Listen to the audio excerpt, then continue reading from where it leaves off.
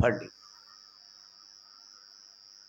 నీ సహాయం కోరుకుంటూ యోగ్యంగా బలలో చేయవేయటానికి మమ్మల్ని సిద్ధపరచండి. సత్యము మాతో మాట్లాడుతూ ఉంటుంది. కుడికి కానీ ఎడమకు కానీ తిరుగక ఇదే తిన్ననైన మార్గం అని చెబుతుంది. ఇక్కడే ఈ నీ ఉన్న స్థలంలో మాత్రమే అవి మాకు ఆ స్వరం వినగలం. అట్టి నీ స్వరం వినే స్థలానికి, జీవవాక్కు వినబడే నీ స్థలానికి నన్ను మమ్మలను సమకూర్చినందుకు నా చెల్లించుకుంటూ నీ సహాయాన్ని కోరుకుంటూ ఈ మనుషుని వశములో ఉంచుకోమని, మరుగుపరచమని యేసునామమును స్తుతించి ప్రార్థించి వేడుకుంటున్నాము తండ్రి. బాలే బాలే బంగారు మాట, బైబిల్లో మాట, యేసు మాట. భలే బాలే మాట, బంగారు మాట, యేసు మాట. నా జీవితాన నీ జీవితా యేసు మాట. నా జీవితాన నీ జీవితాన యేసు మాట. భలే భలే మాట, బంగారు మాట, బైబిల్లో మాట, యేసు మాట. చాలు. పోయిన వారము ఇదే లేఖనం మనం మనస్కరించున్నాం, కొంత సమయం ధ్యానం చేయగలిగినాం. మనం చదువుకున్న భాగంలో ఇంత గొప్ప సాక్షి సమూహము మేఘం వలె మనలను ఆవరించి ఉన్నందున లెక్కింప సఖ్యము కాని సమూహము మనల్ని ఆవరించి ఉంది. ఎవరు ఆ సమూహం? ఎవరు? భూమి పుట్టినప్పటి నుంచి నేటి వరకు బలాత్కారముగా దేవుని రాజ్యంలో ప్రవేశిస్తున్న వ్యక్తుల యొక్క సమూహం. అంటే బలాత్కారంగానే కాదు, ఆ బలాత్కారం అనే మాట మేము ధ్యానించాం పోయిన మంగళవారం. చక్కని విశ్వాసంతో కూడా గొప్ప సమూహము, ఇంత గొప్ప సాక్షి సమూహము మేఘం వలె మనల్ని ఆవరించి ఉన్నందున ఆ సమూహంలో లెక్కింప సఖ్యము కాని ఆ సమూహంలో మనమున్నాము, నీవున్నావు, నేనున్నాము. ఎమ్మెల్యేలుగా పోటీ చేసే వాళ్ళు 6 కోట్ల మంది మన ఆంధ్ర రాష్ట్రంలో పోటీ చేయబడాలంటే, పోటీకి నిలబడాలంటే అర్హత కావాలి. చెప్పండి ఒక మాట, సహోదరులైన అర్హత ఏంటి? ఒక్క మాట అమ్మా. ఓకే, అన్నిటికంటే మించి ఒక మాట చెప్పారు. ఎంత మూట ఉండాలి, కోట్లాది రూపాయలు ఉండాలి. అది కావాలి. రంగు ఉండాలి, జాతి ఉండాలి, నీతి అక్కర్లే, జాతి ఉండాలి. అది అంటే బ్రాకెట్లో పెట్టుకోండి, అది ఏమంటారు. కానీ ఇక్కడ రావటానికి ఏమీ ఉందండి మనకి? నీ వయస్సును బట్టి రాలేదు, నీ చదువు అక్కర్లేదు, నీ ఉద్యోగం అంతకంటే అక్కర్లేదు, నీ భాష, నీ పాండిత్యం ఏం అక్కర్లేదు ఆయనకి. మనుషులు బాహ్య రూపాన్ని లక్ష్య పెడతారు, దేవుడు మన హృదయాన్ని చూస్తాడు. పోని హృదయం ఏమన్నా మంచిదా? అదేమన్నా మంచిదా? దౌర్భాగ్యమైనది, అది ఘోరమైన వ్యాధి కలది.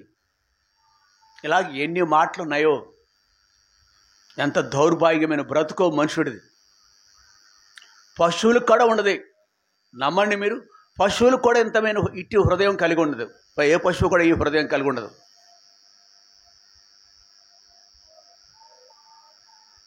ప్రియ సహోదరి, దేవుడు మనల్ని ఎంతగా ప్రేమించాడండి. అలాగున ఆయా కాలాల్లో దేవుణ్ణి ప్రేమించిన వారు ఇప్పుడు పరలోకంలో ఉన్నారు, మరణించిన వారుగా ఉన్నారు, ఇప్పుడు భూమి మీదనే సజీవులుగా ఉన్నారు, దైవజనులుగా ఉన్నారు. మన రాష్ట్రంలోనూ, మన జిల్లాలో, మన పట్టణంలో కూడా ఉన్నారు.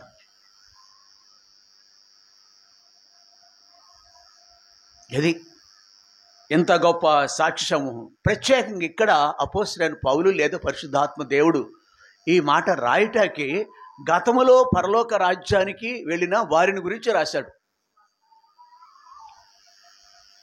ఇంత గొప్ప సాక్షి సమూహం మేఘమలి ఆవరి, ఇంతమంది పరలోక రాజ్యానికి వెళ్ళారు కదా, నీకు కూడా అర్హత ఇచ్చాడే, నీకును అర్హత ఇచ్చాడే. మనం ఎలా నడుచుకోవాలో తెలుసా? లక్షలు పోస్తారండి. హాస్పిటల్కి వెళ్తే లక్షలు కావాలి. ఆ పేషెంట్ని, రోగిని సజీవుడిగా తెచ్చుకోవటానికి, ఆ రోగిని బ్రతుకున్న వ్యక్తిగా తెచ్చుకోవాలంటే లక్షలు కావాలి. మనం లెక్క చేయము.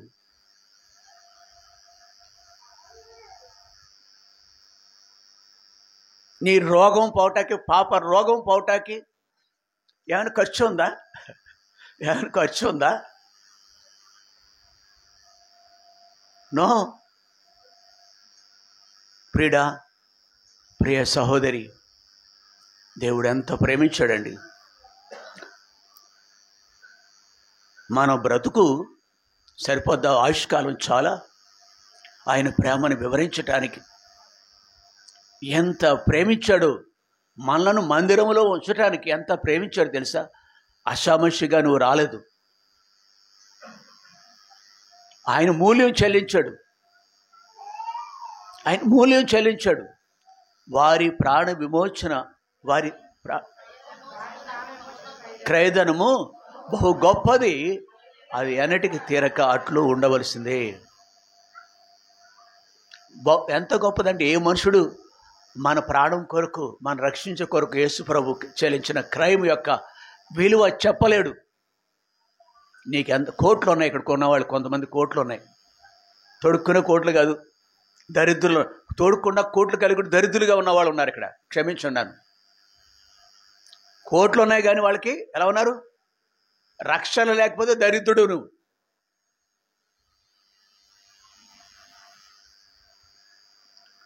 ప్రియ సహోదరి, దేవుడు మనల్ని ఎంత, అవి నీకు రక్షణ ఇవ్వు. కోట్లాది రూపాయలు ఉన్నాయే, ఆయా రూపాల్లో ఉన్నాయి మనకి. అవి పొలం రూపంలోను, నగల రూపంలోను, అధికార రూపంలోను, ఉద్యోగం రూపంలోను. ప్రియ సహోదరి, దేవుడు మనకి అటు ధన్యత, దేవుని బిడ్డగా జీవించే ఆశీర్వాదం ఆయన మనకు అనుగ్రహించినాడు. కాబట్టి ఇటు మనకున్నవి, ఒక మనుషుడు కలిగి ఉన్న వాటన్నిటికంటే వెలగలిగిన విలువైన రక్షణ మనకిచ్చాడు. కనుక దానిని గట్టిగా పట్టుకొని గురి వద్దకు పరిగెట్టాలి. అది ఇక్కడ సారాంశం. మేఘం వలె మనల్ని ఆవరించు. మనము కూడా ప్రతి భారమును సులువుగా చిక్కులు పెట్టు పాపమును విడిచిపెట్టాలి. యేసు వైపు చూడాలి. పందెపై రంగంలో ఓపికగా పరిగెత్తాలి. ఇవి మనం చేయాల. ప్రియ సహోదరి, మొన్న పోయిన ఆదివారం ప్రతి భారం అంటే ఎవరికి ఉంటుంది? ఎల్కేజీ కుర్రాడు దగ్గర నుంచి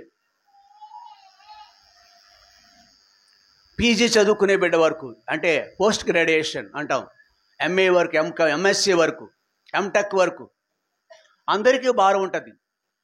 వాడు ఎందుకు ఎల్కేజీ యూకేజీ వాళ్ళు ఎందుకు వెళ్ళని పేచి పెడతారండి?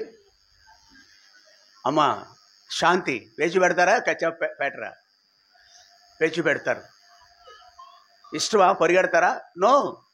స్కూల్కి వెళ్ళటానికి భారం, అది భారం, చదువక భారం. కాబట్టి అలాగున ఏ స్థాయిలో చూసిన కుటుంబం ఒక భారం. అలాగున ఎన్నెన్నో చింతలు మనం కలిగి ఉంటాం.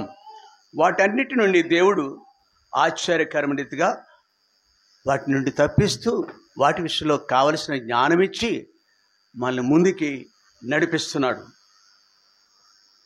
ఇంజనీర్లు గాను, సాఫ్ట్వేర్ ఇంజనీర్లుగా గాను వాళ్ళు లైఫ్ టైం అంటే బ్రతుకాలం అని కాకుండా ఉద్యోగికి 30 ఏళ్ళు 35 సంవత్సరాలు అంటే వాళ్ళు చేరిన సమయాన్ని బట్టి కొంత టెన్యూర్ ఉంటుంది, ఆ పీరియడ్ ఉంటుంది. వాళ్ళు 30 సంవత్సరాలు చేరారు. నేను కొంతమంది చెప్తే విన్నాను, వాళ్ళు 2 లక్షలు 5 లక్షలు తీసుకుంటారు. కొంత సర్వీస్ ఉంటే 2 లక్షలు గొప్ప కాదు, 5 లక్షలు అంతకంటే ఎక్కువ తీసుకుంటారు. వాడు చేయలేక బయటకు వచ్చేస్తారు. భారం లక్షలు పోయేసుకో, మీకు అనిపిస్తుంది విజయవాడ లేని బాధ భారం. పోయిన వారం కూడా జ్ఞాపకం చేసినట్టు గుర్తు. బ్యాంకు విషయాలు, బ్యాంకు గుమస్తాకి అటెండర్కి తన స్థాయిలో భారం ఉంటుంది. ప్రెషర్, వర్క్ ప్రెషర్, దాని నుంచి బయటకు వచ్చేయాలని చూస్తారు. వీడ ప్రభు మనకున్నాడు, ఏ రకాలుగా ఆయన ఆదుకుంటాడు అనేది మనం చూసాం. మనం పోయిన వారమే చూసాం. ఆ లేఖనాలు దృష్టాంతపరిచినాడు. ఆ లేఖనాలు దృష్టాంతంగా మనం చూడగలిగినాం. సంఘం నడిపే వ్యక్తులకు భారం ఉంటుంది. నూతన ఆత్మల విషయమని ఉన్నవారు మానుకుంటున్నారనుకోండి, దైవ క్రమానికి లోబట్టలేదనుకోండి. ఉదాహరణకు చిన్నపిల్లలు, మన బిడ్డలు, వాళ్ళకి ఏదో విధంగా నేర్పించాలని భారం. అది కొన్నిసార్లు వెగటుగా మారిపోద్ది అనమాట. చెబితే వెగటు, మంచిగా అర్థం చేసుకోలేని స్థితి.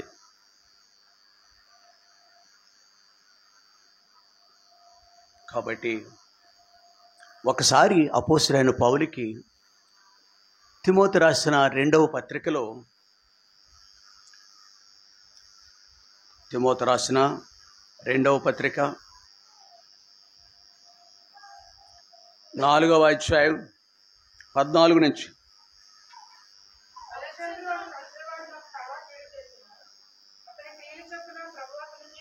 ఇక్కడ ఒక సమస్య ఉంది. ఎవరికి?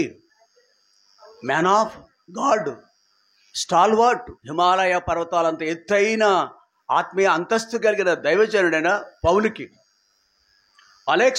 అలెగ్జాంద్రు అను కంచెరివాడు నాకు చాలా అలాగునా అతని క్రియల వల్ల ప్రభు అతనికి ప్రతిఫలం ఇచ్చును. అతని విషయమై నీవును జాగ్రత్తగా ఉండుము. అతడు మా మాట లేక నా మాట బహుగా, అది ఇక్కడ భారం ఉంటుంది, సమస్య ఉంటుందండి. నేను మొదట సమాధానం చెప్పినప్పుడు ఎవడును నా పక్షమున, అరే ఇజ్ ఇట్ ట్రూ, ఇది సత్యమా? అందరూ వెళ్ళిపోయారంట. విజయవాడలో ఒక దేవుని దాసుడు ఇంకొక వ్యక్తితో చెప్తున్నారు. ఇంకొక దాసుడు తనకు అన్నాని పిలుచుకుంటారు కదా ఒకళ్ళనొకళ్ళు. ఒకప్పుడు మా సహవాసంలో ఎంతమంది ఉన్నారు, ఇప్పుడు సగం మంది వస్తున్నారు. ఈ బాపత అనమాట. అలెగ్జాంద్రు లాంటి వాళ్ళు ఉంటారు. అలెగ్జాంద్రు లాంటి వాళ్ళు, హుమనయ్యు, ఇంకొకటి పేరు లేరా? హుమనయ్యు ఎవరు?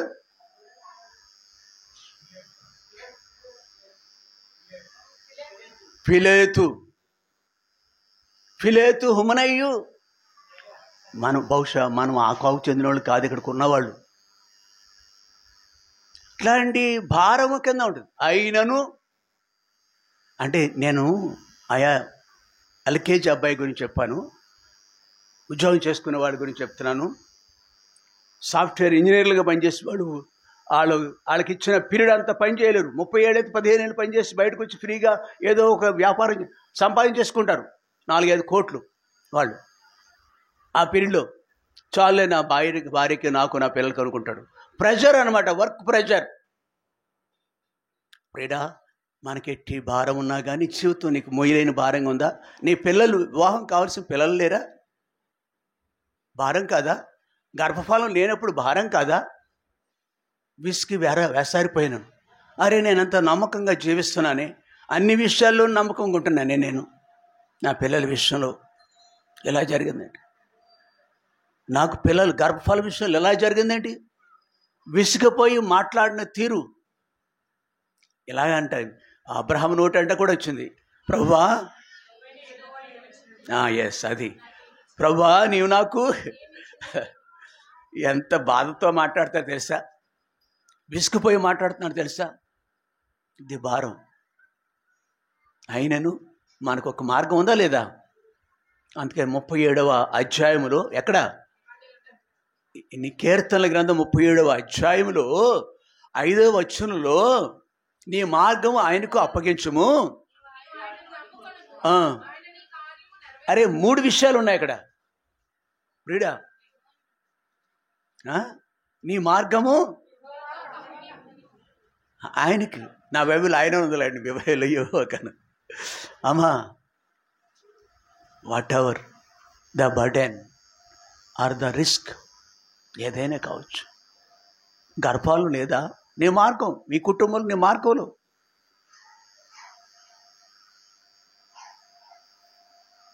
If we really depend upon God, he will do wonders.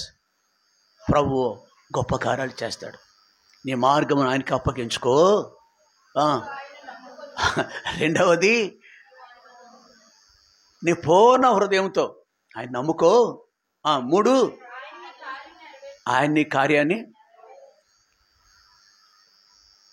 ఏమనుకుంటున్నాను మనసులో? ఏమి చేయాలని, ఏం కావాలని, ఏం చేయాలని, ఏం కావాలని కోరుకుంటున్నా, ఆ కార్యం సఫలం అవుతుంది. నీవు మొదటగా ఆయన రాజ్యమును, నీతిని వెతకాలి. నువ్వు అప్పగించుకో. నువ్వు ఆయన కాడి కిందకి రా. ఆయన కాడి సులువును, ఆయన భారము తేలిక. ఇది లేఖనం సెలవిచ్చే సత్యం.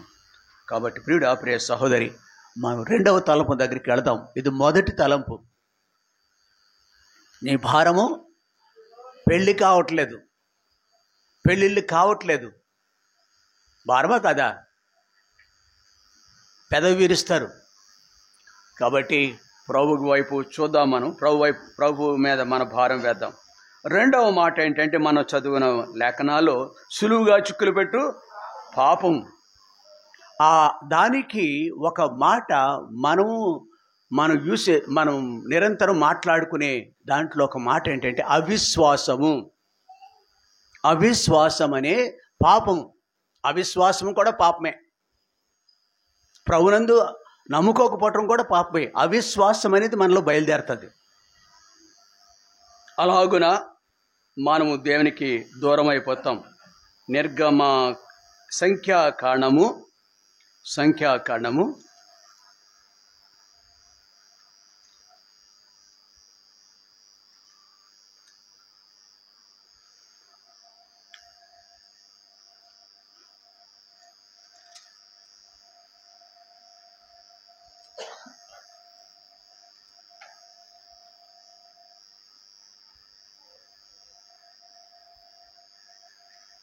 12వ అధ్యాయం 3వ వచనం.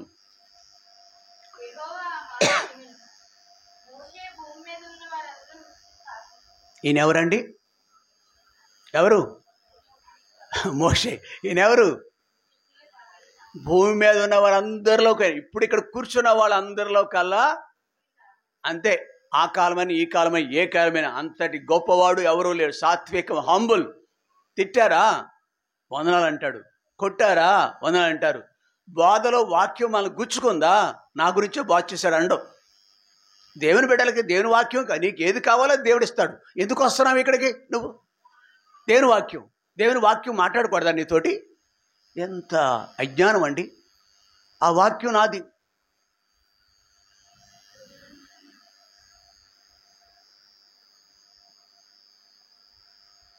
ఇట్లాగా మనము రకరకాలుగా దైవికమైన మార్గం నుంచి మనుషులుగా శరీరంలోకి వచ్చేస్తాం. ఆత్మ బదులుగా శరీరం. ఆత్మ శరీరం రెండూ ఉన్నాయి మనకి. ఆత్మానుసారంగా నడుచుకోవాలి. అలా దానికి బదులుగా ఇక్కడ మోషే భూమి మీద ఉన్న వారందరిలో కొల మిక్కిలి సచ్ ఏ గ్రేట్ మ్యాన్. అట్లాంటి దైవజనుడు 20వ అధ్యాయానికి వస్తే, సంఖ్యాకాండం 20వ అధ్యాయం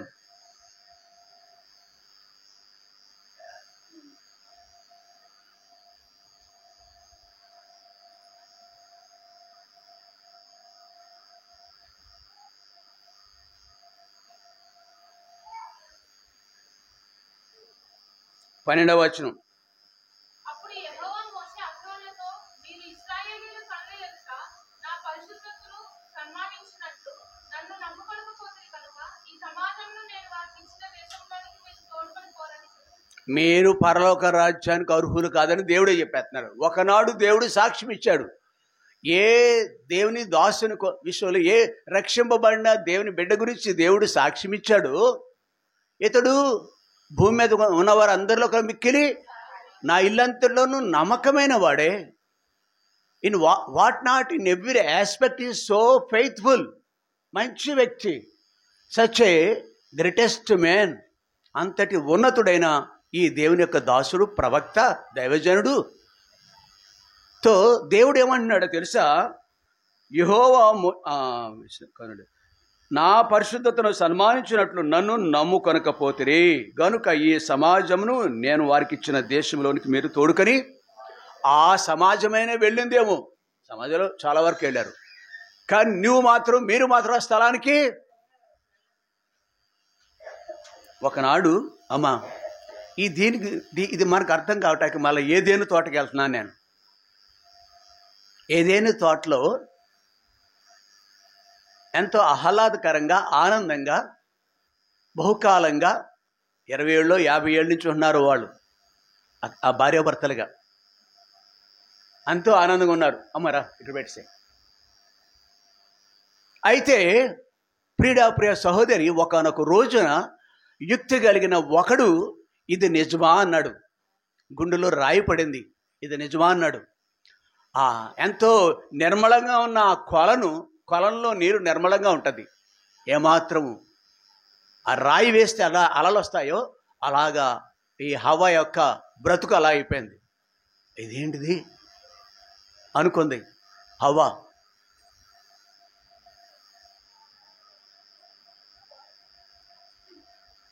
దేవుడు మాట్లాడినాడు.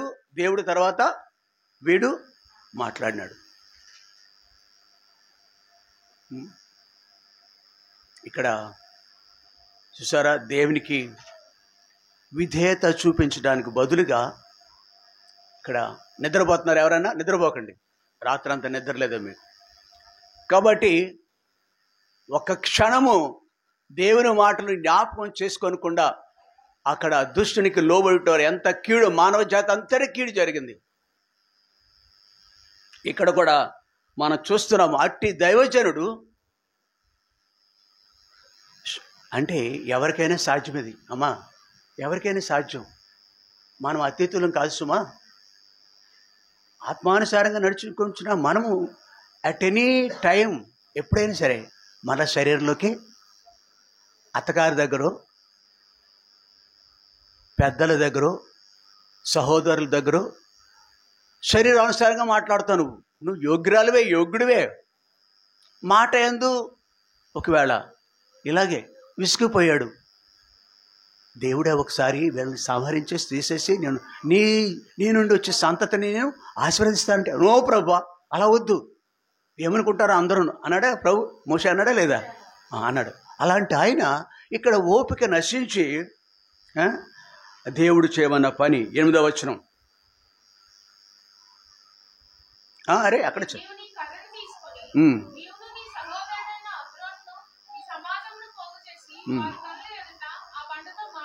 చాలు. జస్ట్ దేవుడు చెప్పిన అలా కాకుండా రెండవది, ఒకటి మాట్లాడలేదు, 2 10వ వచనం. ద్రోహులారా, అతడు వారితో విసిగిన వ్యక్తి. మన పిల్లల్ని కద్దిస్తాం కదా, అలాగున కొంచెం పరుషమైన మాట. ఇంతకాలము 120 సంవత్సరాలులో దేవుని కొరకు బహుకాలము నమ్మకం జీవించిన ఈ వ్యక్తి, ప్రియ సహోదరి, ఈ సిచ్యువేషన్ని ఇప్పుడు ఆ కాలంలో ఎప్పుడో కొన్ని వేల సంవత్సరాలు అయిపోయింది. ఇప్పుడు దేవునిలో వెంబడించే మనకు మోషే లాంటి వ్యక్తికే ఆ స్థలానికి వెళ్ళే విషయంలో నష్టపోయాడే, కష్టపడ్డాడే, ఇబ్బంది పడ్డాడే. నీవు ఏపాటి దానవు, నీవు ఏపాటి అవిశ్వాసం తీసుకొస్తాడే. ఎవరు? దుష్టుడైన అపవాది. జాగ్రత్త సుమ. అవిశ్వాసం సులువుగా చిక్కులు పెట్టే పాపం ఏంటది? అవిశ్వాసం. వస్తుందా రాదా? పరిస్థితులు బట్టి ఏం వెళదావులే, ఎంతో చేశాను నేను, మందిరంలో ఎన్నో చూశాను నేను, కానీ నా కుటుంబాన్ని ఏదో మానవ బుద్ధి వచ్చేస్తుంది, శరీరంలోకి వెళ్ళిపోతావు. తద్వారా అంటే అవిశ్వాసం వస్తుంది. తద్వారా అవిశ్వాసమనే సులువుగా చిక్కులు పెట్టే పాపం మన పరలోక రాజ్యానికి వెళ్లకుండా అడ్డగిస్తుంది. కనుక ఏ పరిస్థితిలో కూడా మనము అలాగ అనకుండా, అఫ్కోర్స్ ఈ బిడ్డలు దేవుని చేత అంగీకరింపబడ్డారు, దేవుని దగ్గరికి వచ్చిన సందర్భాలు ఉన్నాయి. కానీ ఈ సంఘటన మాత్రం అలాంటి గొప్ప భక్తుడికే పరలోక పాలు తేలు ప్రవహించే కనాను దేశం వెళ్ళలేదు. కాబట్టి నీవే ఏపాటి దానవు, ఏపాటి ఒక ఆదివారం మానేస్తే అంతే కదా, అవిశ్వాసం వస్తుందా లేదా? మా ఇంట్లో వాళ్ళు పెళ్ళి, ఇంకేదో అవిశ్వాసం నీకు, పర్వాలేదు ఒక గంట వెళ్తున్నాను. నో, రాజీ పడకుండా దేవునికి మహిమను ఆపాదించే వ్యక్తులుగా మనం ఉండాలని లేఖనాలు జ్ఞాపకం చేస్తున్నాయి. కాబట్టి అంతేకాదు, దావీదు గురించి లేఖనాలు ఏం సెలవిస్తుంది? అపోస్తల కార్యములు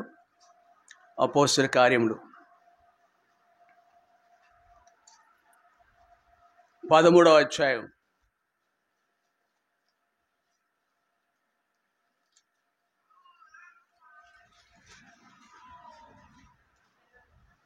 22.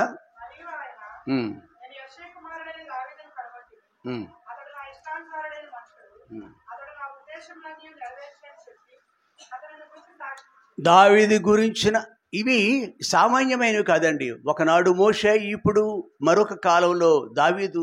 ఎవరు చెప్పే మాటలు? ఆయా దేవుడే. ఇతను మంచివాడు, యోగ్యుడు, శ్రేష్ఠుడు, నిజమే కావచ్చు. అంతం వరకు సహించువాడే రక్షింపబడును. మనం ఏపాటి వారమండి. కాబట్టి అవిశ్వాసం అనే పాపం చేయకుండా ఇక్కడ కూడా ఈ ప్రియుడు కూడా సమూయేలు 2వ గ్రంథము 12వ అధ్యాయము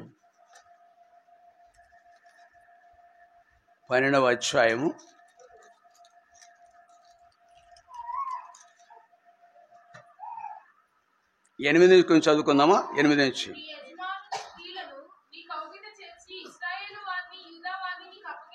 దేవుడు చేసిన మేలు, దేవుడు దావీదు గురించి దేవుడు సాక్ష్యం ఇస్తున్నాడు.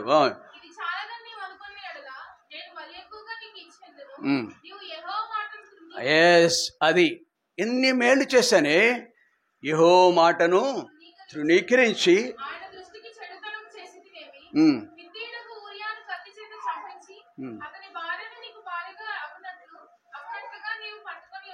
చాలు.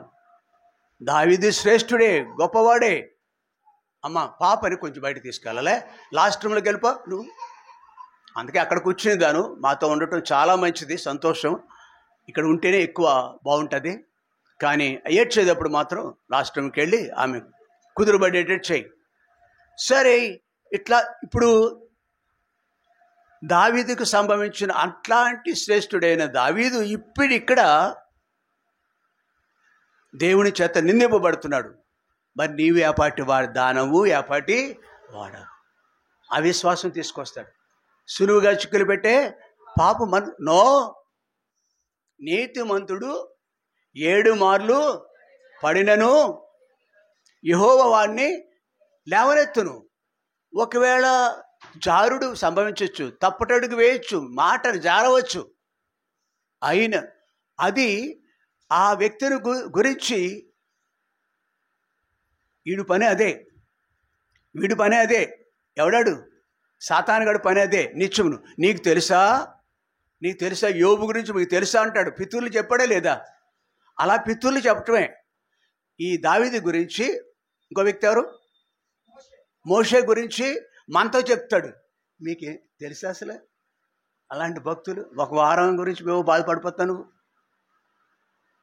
ప్రియుడా, నిన్ను నన్ను వాడి వశంలో తీసుకోవటానికి, ఏర్పరచబడిన వాడిని సహితము లాగివేయటానికి, కుతంత్రాలు కలిగిన వాడిని తప్పించుకోవాలని, సులువుగా చిక్కులు పెట్టే పాపం నుంచి మనం విడుదల పొందాలని. ఇది రెండవ మాట. మూడవది అమ్మా, యేసు వైపు చూచుచు ప్రతి భారము సులువుగా పెట్టి చిక్కులు పెట్టు పాపను విడిచిపెట్టి విశ్వాసను కర్తయు దాన్ని కొనసాగించు యేసు వైపే చూడాలి. మనం దేవుని యొక్క మార్గంలో ఉన్నాం. జీవ మార్గం, శాంతి మార్గం, సత్య మార్గం, దేవుని మార్గంలో ఉన్నాం.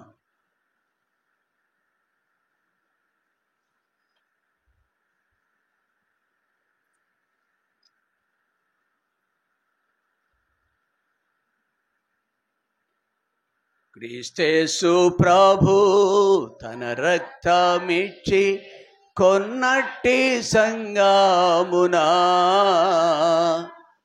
ఎవరు చేరెదరు వారే ధన్యులు.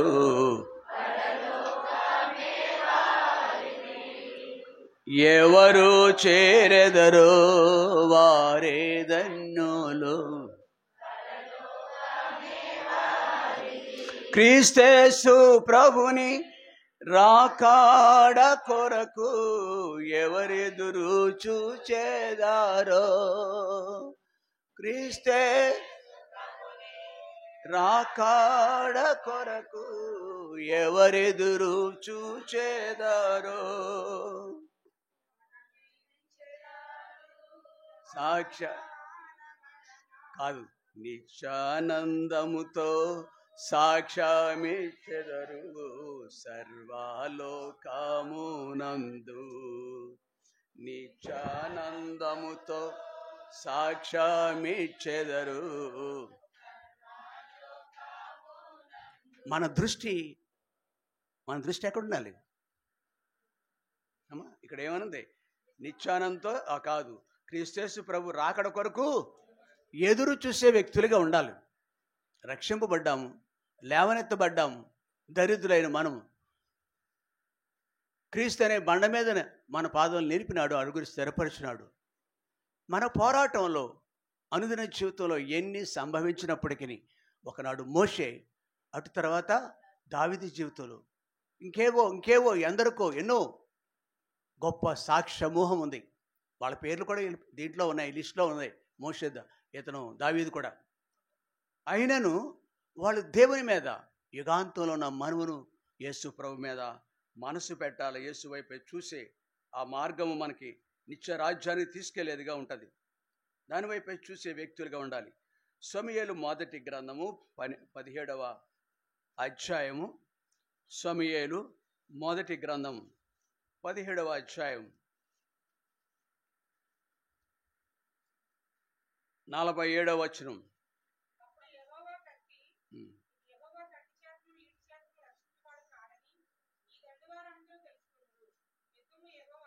చాలు.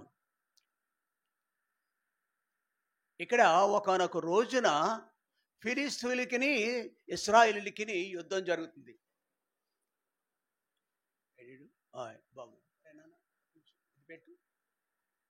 యుద్ధం జరుగుతుంది.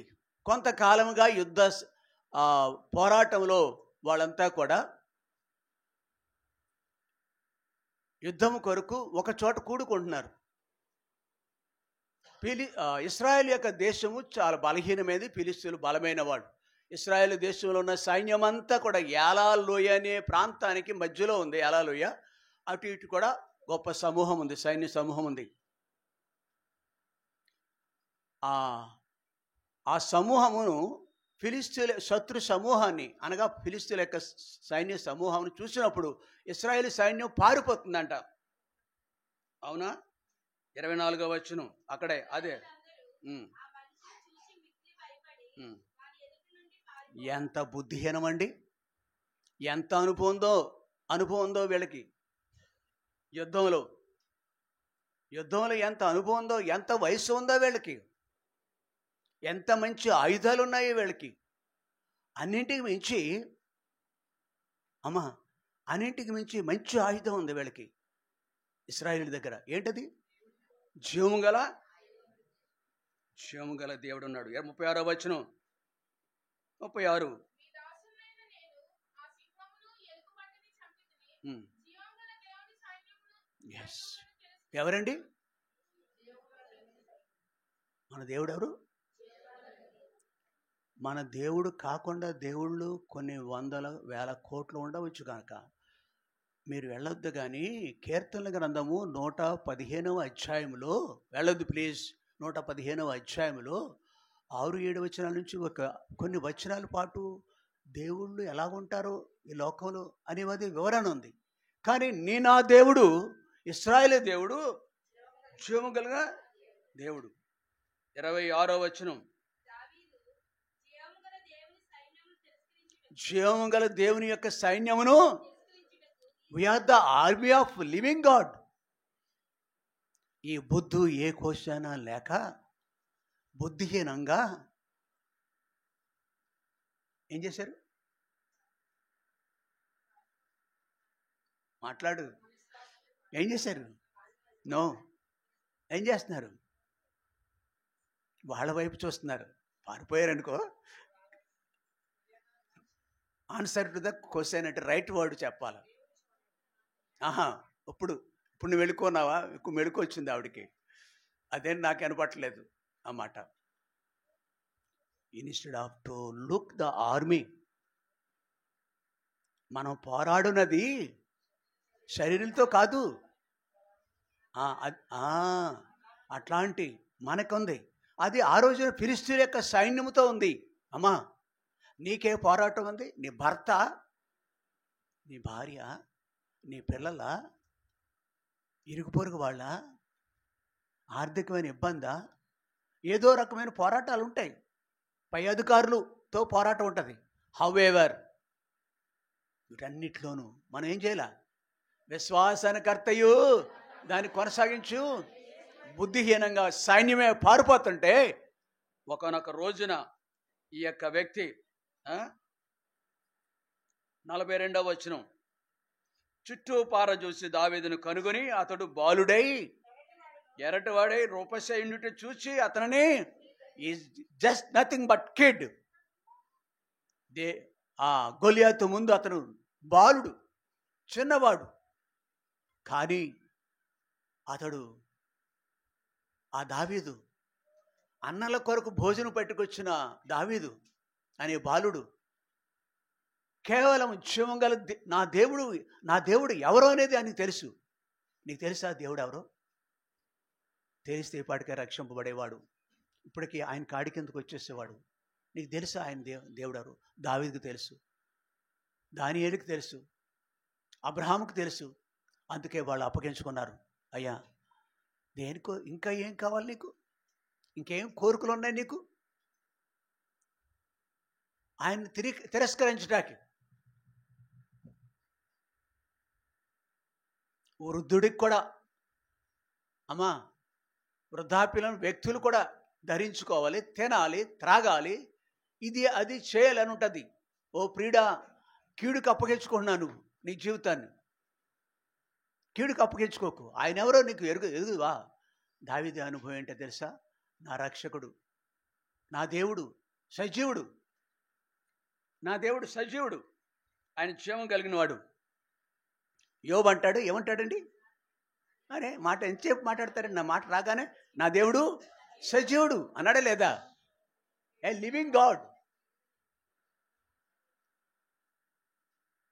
జీవం గల దేవుడు. ఇక్కడ వెంటనే ఇక్కడ అంటున్నాడు, ఆయన వైపు చూస్తున్నాడు. యెహోవా కత్తి చేతను ఈటి చేతను రక్షించేవాడు కాడని ఈ దండు వారందరూ తెలుసుకొందురు. యుద్ధము it is not because of me, it is not because of మీ.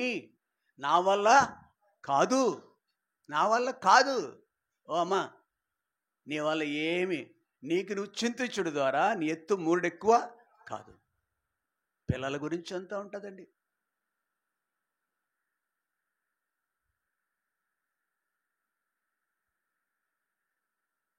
సియోను పాటలు సంతోషముగా పాడు, సియోను వెళ్ళుదాము. సియోను పాటలు సంతోషముగా పాడు, సియోను. అక్కడ అంటది ఒక శరణం ఉందండి. మారాను పోలిన చేదై స్థలం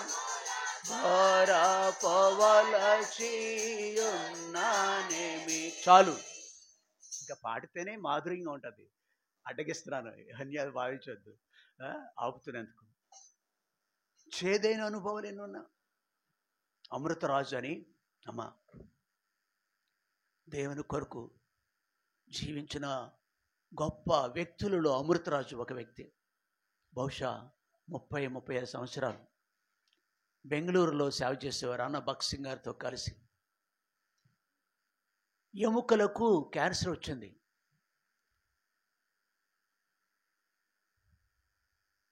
నాగపండేనా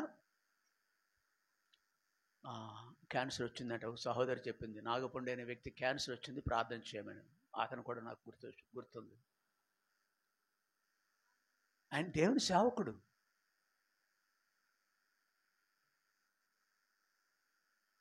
హాస్పిటల్లో ఉన్నారాయన, అమృతరాజ్. అనేకులు అన్నారే, అన్న మా అందరికీ ఆత్మీయ అన్న, తండ్రి, మమ్మల్ని ఎంతో పోషించారు, బలపరిచారు, సంఘాన్ని మా కొరకు ఎంతో ప్రయాసపడతారు అని ఆయన చూడటానికి వస్తే వాళ్ళకి వాక్యం చెప్పేవారు. ఆయన బాధను మర్చిపోయేవారు. ఆయనకి ఇసుమంతా కూడా చింతలేదు. ఆయన దృష్టి ఎక్కడ ఉందో తెలుసా? Is not. ఆయన కళ్ళు క్యాన్సర్ మీద లేవు. అయ్యో ఈ వయసులో చనిపోతున్నాను. నువ్వు ఎక్కడున్నా కానీ వృద్ధాప్యంలో హాస్పిటల్లో ఉండవచ్చు 70-80 సంవత్సరాల్లో. అలాగే 30 సంవత్సరాలకే అసూలు బాపేవాళ్ళు. దేవుని పిల్లలు కూడా ఉంటారు అట్లాగా. అన్యులకి ఎలా ప్రసంగిలు అంటాడు, ప్రసంగి అంటాడు, ప్రసంగి గ్రంథంలో మంచి వాళ్ళకేం సంభవిస్తుంది, చెడ్డ వాళ్ళు కూడా వద్దు, ఆగండి, వద్దు, వెళ్ళొద్దు, మన సమయం లేదు. కాబట్టి భక్తిహీనులకి ఏం సమస్య, భక్తి గల వాళ్ళు కూడా అదే చక్కటి మాటలు ఉన్నాయి. మనకు కూడా మనం ఏం చేయలేము అట్లాంటి సమయంలో. ఈ దావీదు వలె ఎలా చూడాలి? దేవుని వైపు జయం వస్తుంది. అప్పుడు ఎలాగో మరణం తప్పదు. భూమి మీద స్థిరంగా ఉండే నరుడు ఒకడైనా ఉన్నాడా? ఉందా? బైబిల్లో ఉందా మాట? లేదా? భూమి మీద స్థిరంగా ఉండే నరుడు ఒకడును లేడు అంటాడు. ఎవరంటే ఈ మాట అన్నది ఎవరు? దావీదు. దావీదు తల్లి 36 కానీ 34 కానీ 37 కానీ 33 39 చాలు 30లో ఉంటుంది.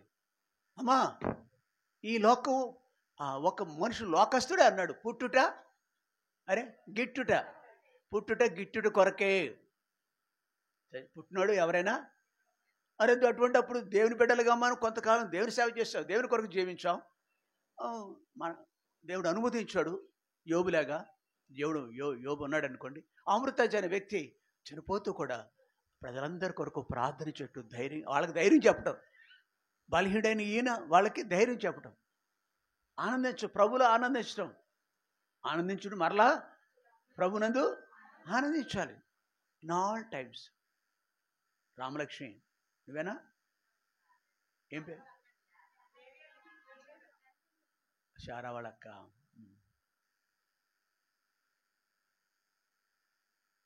మీకు చెబుతున్నాను కాబట్టి మీరు కూడా, మనం కూడా ఎలా ఉండాలి సుమా? మనం దేవుని కొరకు అన్ని వేళలా, అందుకే అన్ని వేళలందు ఆగండి సరిపోద్ది. అంటే ఆ మాట కావాలి మనకి, కావాలి. అన్ని వేళ కష్టం.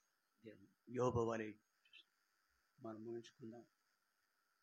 కాబట్టి ఇక్కడ పరిశుద్ధాత్మ దేవుడు రాసి పెట్టిన మాట, మనం కూడా ప్రతి భారమును సులువుగా చుక్కులు పెట్టు పాపమును విడిచిపెట్టి విశ్వాసకర్తయు దాన్ని కొనసాగించి యేసు వైపే. నీ ఉద్యోగంలో జయము, కుటుంబంలో జయము. హలో, పరీక్ష రాసేవాళ్ళు ఎంతసేపు ప్రార్థన చేయండి, నా కొడుకు, నా కూతురు. ఎవరో నీ గురించి ఎవరో దేవుని వైపు చూడాలి. నువ్వు చూసే అనుభవం ఉందా? నువ్వు చూసే డూ యూ హ్యావ్ ఫెయిత్? దేవుని ఎందుకు విశ్వాసం ఉందా? 10th క్లాస్ రాసేవాళ్ళు. ఒక అమ్మాయి మానేసిందా? వాళ్ళ అమ్మమ్మ కూడా రాలేదనుకుంటా ఈవేళ. గాయత్రినా? చదువు ముఖ్యం నాకు కావచ్చు, దేవుని కంటే ఎక్కువగా ప్రేమించద్దు సుమా మీరు. కాబట్టి ఇక్కడ దేవునికి మూడు మాటలు చూస్తాం. 1, భారమును విడిచిపెట్టాలి. 2, సూర్యుడు చుక్కలు పెట్టి పాపాను విడిచిపెట్టాలి. 3వది యేసు వైపే. అవునా? యేసు వైపే చూసే వ్యక్తులుగా మన జీవితాల్లో ఎన్ని సంభవించిన, ఎన్ని పోరాటాలు ఉన్నా కానీ దేవుడు మన పక్షాన ఉన్నాడు. దావీదు వలె, మోషే వలె, యోబు వలె తిరిగి మరలా దేవుని వైపే తొట్టుపాట్లు ఉన్నప్పటికీ దేవుని వైపు చూసినప్పుడు గొప్ప జయం పొందుతాం, బలలో పాలు పొందాం. మోకరించండి. జయం మన పక్షాన. జయించు వారిని కొనిపోవా ప్రభు. మోకరించుదాం బల కొరకు. ఇర్మియా.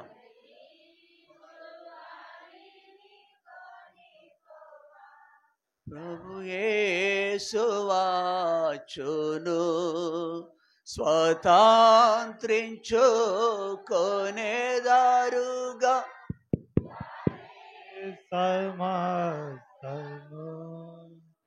స్వతంత్రించుకొనేదారుగా వారే సమస్తము జయించు వారిని కొనిపోవా ప్రభు యేసు వాచును.